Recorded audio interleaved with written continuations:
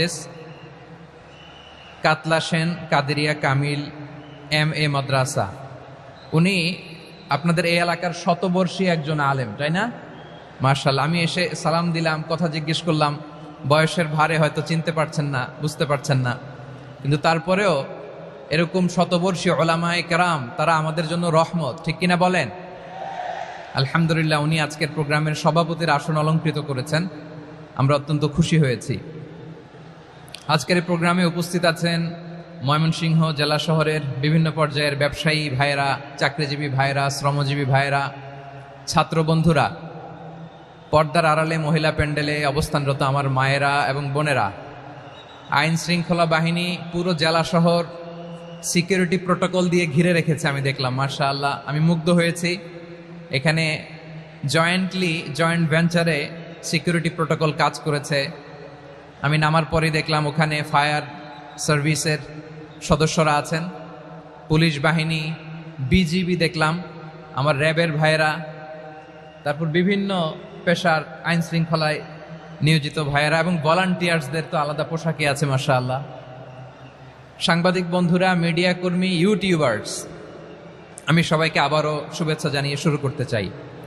আজকের প্রোগ্রামটা আমার খুবই ভালো লেগেছে, যেটা খুব ইনক্লুসিভ একটা প্রোগ্রাম আমার কাছে মনে হয়েছে। সব জায়গায় আমি বলি যে দল মত নির্বিশেষে কোরআনের প্রোগ্রাম এটা সবার প্রোগ্রাম, ঠিক কিনা বলেন?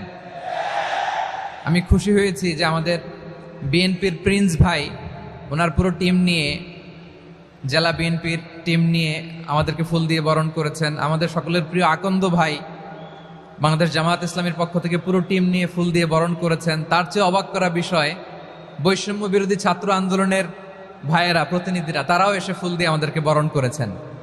তার মানে ময়মনসিংহের এই স্টেজ হয়ে গেছে পুরো বাংলাদেশ, ঠিক কিনা বলেন? আমরা এরকম বাংলাদেশ চাই কি চাই না? যেখানে ভেদাভেদ থাকবে না, মারামারি থাকবে না, এক ডাকে আমরা একত্রিত হব। সবার আগে দেশ, আওয়াজ করে বলেন, সবার আগে কি? দেশের প্রশ্নে আমরা ঐক্যবদ্ধ। এই যে 24-এর ছাত্র নাগরিক অভ্যুত্থান, এরপরেও যদি আমরা একত্রিত হতে না পারি, এটা আমাদের জন্য আফসোসের। সো এই যে অন্তর্ভুক্তিমূলক ইনক্লুসিভ দলমত নির্বিশেষে আপনারা সবাই আজকের স্টেজে একত্রিত হয়েছেন, আমি খুব খুশি হয়েছি। আমি সবার জন্য প্রাণ ঢালা দোয়া এবং অভিনন্দন জানাচ্ছি। প্লে কার্ড নিয়ে যারা দাঁড়িয়েছেন তাদেরকে শুভেচ্ছা, ব্যানার নিয়ে অনেকে দাঁড়িয়েছেন, শুভেচ্ছা, ফিলিস্তিনের পতাকা নিয়ে দাঁড়িয়েছেন, তাদেরকে শুভেচ্ছা, লা ইলাহা ইল্লাল্লাহ মুহাম্মাদুর রাসূলুল্লাহর পতাকা উড্ডয়ন করছেন, তাদেরকেও প্রাণ ঢালা অভিনন্দন।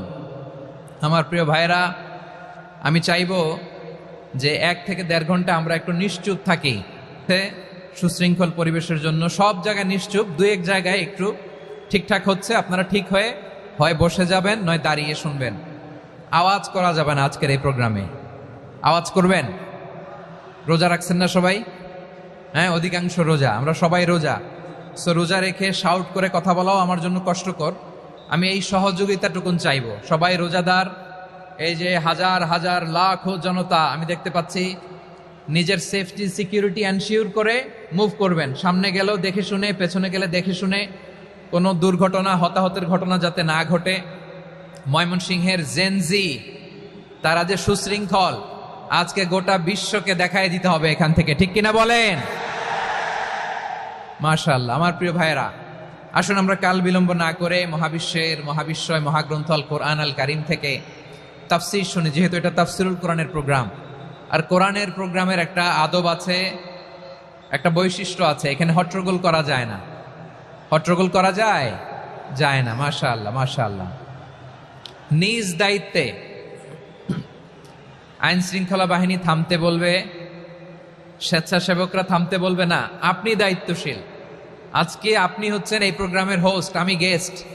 সো গেস্টের সাথে কি আচরণ করবেন আমি দেখতে চাই। সবাই ঠান্ডা হয়ে যাবেন, কোনো আওয়াজ নাই। মাশাআল্লাহ, এই তো বলার সাথে সাথে ঠান্ডা হয়ে গেছে। মাশাআল্লাহ, এই যে এদিকটাও আওয়াজ হচ্ছিল, এখন ঠান্ডা। মাশাআল্লাহ, মাশাআল্লাহ, তাবারাকাল্লাহ। জি, দেখেছি। শান্ত হতে হবে, শান্ত হতে হবে। আমি শুরুতেই হাত নাড়িয়ে শুভেচ্ছা জানিয়েছি আপনাদের। একটু পরপর হাত নাড়ালে আলোচনায় ব্যাঘাত ঘটবে। আমরা একটু নীরব হয়ে বসি, কয়েকটা জরুরি কথা শেয়ার করবার আছে আপনাদের সাথে। এই বার্তাগুলো আমরা আজকে নিয়ে যাব। যখন আওয়াজ করতে বলবো বাঘের বাচ্চার মতো, সিংহ শার্দুলের মতো গর্জন করে আওয়াজ করতে হবে। আর যখন নিশ্চুপ থাকতে বলবো পিন পতন নীরবতা, কিপ সাইলেন্ট। একেবারে এই তো, মাশাআল্লাহ মাশাআল্লাহ, very good, I love it, I like it, the Gen Z of Mymensingh, মাশাআল্লাহ মাশাআল্লাহ। আমার প্রিয় ভাইয়েরা, আমি আজকে এই চমৎকার দুপুরে সূরাতুল আহজাবের 35 নম্বর আয়াত তেলাওয়াত করেছি। কত নম্বর আয়াত? আপনারা আমার দিকে তাকান। আপনাদের মাথার উপরে ড্রোন গেলে ওইটা নিয়ে ব্যস্ত হওয়ার দরকার নেই, আমার দিকে তাকান। 1 to 1, ব্রেন টু ব্রেন, আমার দিকে তাকান। সূরা আহজাবের 35 নম্বর আয়াত। আওয়াজ করে সবাই বলেন তো কয় নম্বর আয়াত? 35 নম্বর আয়াত। এই আয়াতে আল্লাহ তাআলা তার প্রিয় বান্দাদের 10টি বৈশিষ্ট্যের কথা বলেছেন। কয়টি? আজকে এই 10টি বৈশিষ্ট্য নিয়ে আমরা আলোচনা করব। আল্লাহ তাআলা কাদেরকে পছন্দ করেন? আমরা আল্লাহ তাআলার প্রিয় ভাজন, প্রিয় বান্দা হতে চাই কি চাই না? বলেন তো। চাই। এবং যাদের মধ্যে এই 10টি বৈশিষ্ট্য থাকবে তাদের জন্য আল্লাহ তাআলা ক্ষমা এবং মহা প্রতিদানের ব্যবস্থা রেখেছেন। এই 10টি গুণ যাদের মধ্যে থাকবে তাদের জন্য আল্লাহ তাআলা ক্ষমা এবং মহা প্রতিদানের ঘোষণা দিয়েছেন। সুবহানাল্লাহ বলেন। এবং এই 10টি বৈশিষ্ট্যের মধ্যে ইসলামের মৌলিক যে মূল্যবোধগুলো, মোরালিটি, এথিক্স, এগুলো চলে এসেছে। মৌলিক কথাগুলো দিন ইসলামের প্রায় সকল অনুষঙ্গের সমাবেশ ঘটেছে এই আয়াতে। এবং এই আয়াতে পুরুষের পাশাপাশি নারীদেরকেও আল্লাহ তাআলা স্পেশাল গুরুত্ব দিয়েছেন। সুবহানাল্লাহ পড়বেন না?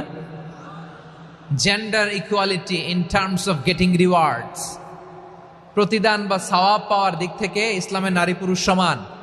অনেকে বলে ইসলাম নারীদেরকে ঠকিয়েছে, নারী পুরুষ নাকি সমান না। অনেক নারীবাদীরা বলেন, আমি প্রিয় বোনদের বলবো এই আয়াতের দিকে তাকান, সূরা আহজাবের 35 নম্বর আয়াতের দিকে তাকান। এই আয়াতে নারী পুরুষ সমান। সুবহানাল্লাহ বলেন তো সবাই। জেন্ডার